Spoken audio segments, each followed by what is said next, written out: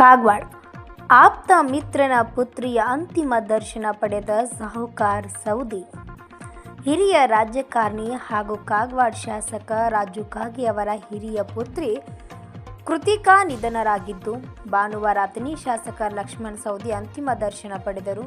ಶಾಸಕ ರಾಜು ಕಾಗೆ ಜ್ಯೇಷ್ಠ ಪುತ್ರಿ ಕೃತಿಕಾ ಕಳೆದ 2 ವರ್ಷದಿಂದ ಕ್ಯಾನ್ಸರ್ ಕಾಯಿಲೆಯಿಂದ ಬಳಲುತ್ತಿದ್ದರು.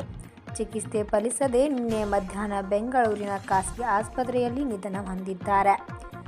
ಕೆಲವೇ ಕ್ಷಣದಲ್ಲಿ ಅಂತ್ಯ ಸಂಸ್ಕಾರ ನೆರವೇರಲಿದೆ. ವರದಿಗಾರರು Vithal Bhajantri, UK first news, Chikkodi.